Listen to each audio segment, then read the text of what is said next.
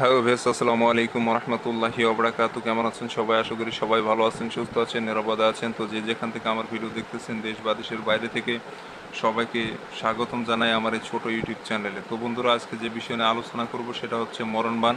তো এই মরণবাণটা আপনি যে কারোর উপর প্রয়োগ করতে পারবেন। শত্রু যারা অতিষ্ঠ হয়ে গেছেন এমন কোনো ব্যক্তি যদি থেকে থাকেন, তাহলে আপনার জন্য এই ভিডিওটি। তো এই মরণবাণটা আপনারা প্রয়োগ করবেন, 100% সফলতা অর্জন করতে পারবেন, আমি তান্ত্রিক আপনাকে গ্যারান্টি দিলাম। তো সঠিকভাবে সঠিক নিয়মে কাজ করতে হবে, আর ভুলভ্রান্তি করলে কিন্তু কাজ হবে না। তো অনেকে আছেন যারা নকশা কিভাবে লিখতে হয় বা কিভাবে লিখবো সেটা জানেন না। তো তাদের জন্য আজকে সরাসরি আমি নকশা অঙ্কন করে দেখাবো কিভাবে অঙ্কন করতে হয়। সেই বিষয়টা সম্পূর্ণ আপনাদের মাঝে আমি দেখাচ্ছি। তো আমার মতো করে আপনারা সুন্দর করে নকশাটা অঙ্কন করবেন। আমি বোঝানোর ক্ষেত্রে যেহেতু নকশাটা অঙ্কন করতেছি, সেই ক্ষেত্রে একটু 19-20 হতে পারে, ক্ষমা সুন্দর দৃষ্টিতে দেখবেন। আপনারা সুন্দর করে অঙ্কন করবেন, কোনোভাবে তেড়া বেঁকা যেন না হয়। আমি এক হাতে ভিডিও করতেছি, এক হাতে অঙ্কন করতেছি, বিষয়টা একটু 19-20 হতে পারে, ক্ষমা সুন্দর দৃষ্টিতে দেখবেন। তো ভাই, অনেক তান্ত্রিক আছে যারা ভুল নকশা দিয়ে আপনাদের মাঝে বিভ্রান্তি সৃষ্টি করে থাকতেছে, ভুল ভাল নকশা দিচ্ছে। তো অবশ্যই তাদের থেকে সাবধানে থাকবেন। গুরু জব্বার, গুরু খোরশেদ, গুরু আকবর থেকে শুরু করে বিভিন্ন ভণ্ডতান্ত্রিক বের হয়েছে, তারা ভুল নিয়মে নকশা প্রদান করতেছে, যাতে কাজ হচ্ছে না। যার কারণে আমি উপস্থাপিত হলাম, যারা শত্রু জ্বালায় জর্জরিত, শত্রু বিভিন্নভাবে আপনাদের অপমান অবদস্থ করতেছে, শত্রু আপনাকে বিপদগ্রস্ত করতেছে, দেওয়ালে পিঠে গেছে, শত্রুকে বাঁচিয়ে রাখলে আপনার বেঁচে থাকা কঠিন হয়ে যাচ্ছে।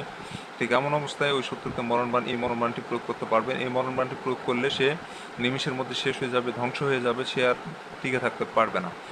তো বন্ধুরা, এটা সাইলেন্ট কিলার বলা হয়ে থাকে। আপনার শত্রু যখনই ঘুমাবে তখনই সে মৃত্যুবরণ করবে, ঘুমের মধ্যেই আক্রমণ। তো এটা সব থেকে নিরাপদ, কারণ ঘুমের মধ্যে যখন আক্রমণ হয় তখন কিন্তু মানুষজন আর সন্দেহ করতে পারে না। সবাই ভাবে ব্রেন স্ট্রোক বা হার্ট অ্যাটাকের মাধ্যমে সে মারা গেছে, কিন্তু বান মারা হয়েছে এটা কেউ কখনই বুঝতে পারবে না। সো যে শত্রুকে আপনি বান মারবেন, সেই শত্রু কাছে থাক, দূরে থাক, দেশের বাইরে থাক, পৃথিবীর শেষ প্রান্তে থাক, সেটা কোনো ব্যাপার না। আপনি সঠিক নিয়মে যখন প্রয়োগ করবেন 100% সফলতা অর্জন করতে পারবেন। তো প্রত্যেকটা নকশার পিছনে কিন্তু জিন থাকে বা মক্কেল বলা হয়, আমরা কবিরাজি ভাষায় মক্কেল বলে থাকি। আর আপনারা মক্কেল বললে বুঝবেন না, তাই এই জন্য জিন বলে দিলাম, কারণ জিন মক্কেল একই জিনিস। আমাদের কাছে মক্কেল, আপনাদের কাছে জিন। তো ওই নকশার পিছনে কিন্তু একটা জিন আছে। আপনি যখন এই নকশাতে কাজ করবেন, ওই জিনটা চলে যাবে আপনার শত্রুর কাছে, ওই শত্রুর কাছে চলে যাবে এবং আপনার শত্রুকে বানটি প্রয়োগ করে ফেলবে। তো এইভাবেই জিনের মাধ্যমে মূলত কাজগুলো হয়ে থাকে। আর যখন আপনি ভুল নিয়মে কাজ করবেন তখন ওই জিনটা বুঝতে পারে না কাজ, তখন কিন্তু উল্টা আপনার সমস্যা হয়ে যেতে পারে। অতএব সঠিক নিয়মে যেভাবে বুঝিয়ে দিব ওইভাবেই কাজ করবেন, কোনো রকম 19-20 করার চেষ্টা করবেন না, পণ্ডিতি করার চেষ্টা করবেন না। অনেক পণ্ডিত ব্যক্তি আছেন যারা একটু বাড়াবাড়ি করেন, তো বাড়াবাড়ি করার চেষ্টা করবেন না।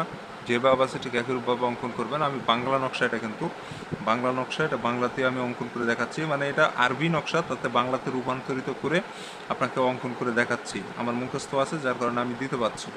তো অবশ্যই আপনারা এই নকশা অঙ্কন করবেন। বাংলা নকশা তার মানে এই না যে ফালতু নকশা, এমন কখনোই মনে করবেন না। এটা কুফরি একটি মরণবাণ, এটা খুবই ক্ষমতাশালী। তো যারা নকশা জানেন, চিনেন, বুঝেন, তারা দেখেন, নকশা দেখলেই বুঝে যাবেন যে নকশার ক্ষমতা কতটুকু। আর যারা জানেন না, কাজ করেন, তাহলেই বুঝতে পারবেন। তো বন্ধুরা, এখানে মাছের ঘরটা ফাঁকা থাকবে, এখানে মাছের ঘরটা ফাঁকা থাকবে, এখানে কোনো কিছু লেখার প্রয়োজন নাই, একবার ফাঁকা থাকবে, এটা কোনো কিচ্ছু দিবেন না, কোনো কিছু ওখানে দেওয়া যাবে না, ফাঁকায় থাকবে।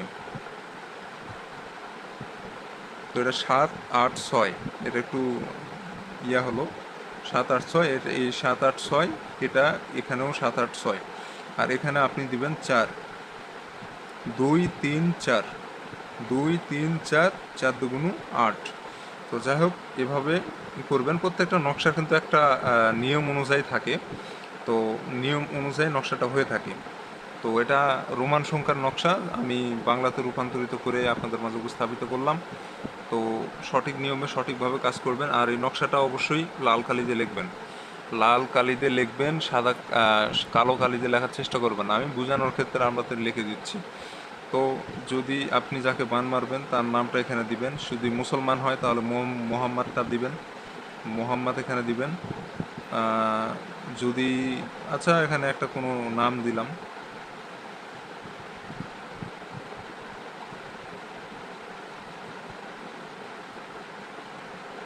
এখানে একটা দিলাম নাম।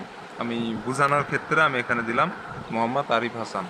আসলে লেখা ভালো হচ্ছে না, কারণ মানে সঠিক পজিশনে নাই, যার কারণে খারাপ হচ্ছে। পিতার নামটা এখানে দিবেন।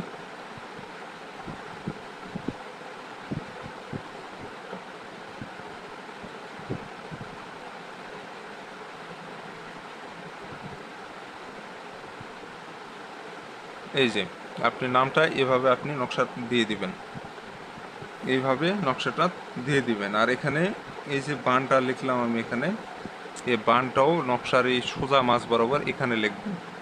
এখানে বান বান দেওয়া লাগবে, এখানে বান লেখা লাগবে, আর এখানে এইভাবে থাকবে। এখন এভাবে আপনি সম্পূর্ণ নকশাটা কমপ্লিট করবেন। যখন নকশা লিখবেন আশেপাশে যেন কেউ না থাকে, নির্বিষ জায়গা বসে স্কেল দিয়ে দাগ টেনে কষিয়ে নিন সুন্দর করে, যেটা যেভাবে দিলাম এভাবে নকশাটা অঙ্কন করবেন। আর অঙ্কন করবেন, অঙ্কন করা হয়ে গেলে সূরা নাস একটা আছে, কুল আউযু বিরাব্বিন নাস মালিকিন নাস, এটা একবার পড়বেন, পড়ে এই নকশার উপরে ফু দিবেন, তাহলে নকশাটা জাগ্রত হয়ে যাবে। জাগ্রত হয়ে গেলে এই নকশাটা আপনাকে আগুনে জ্বালাই দিতে হবে। আগুনে জ্বালাই দিবেন, আগুনে জ্বালায় পুড়ে ছাই বানাই দিবেন নকশাটা। তো এভাবে করলেই আপনার মূলত কাজটি শেষ।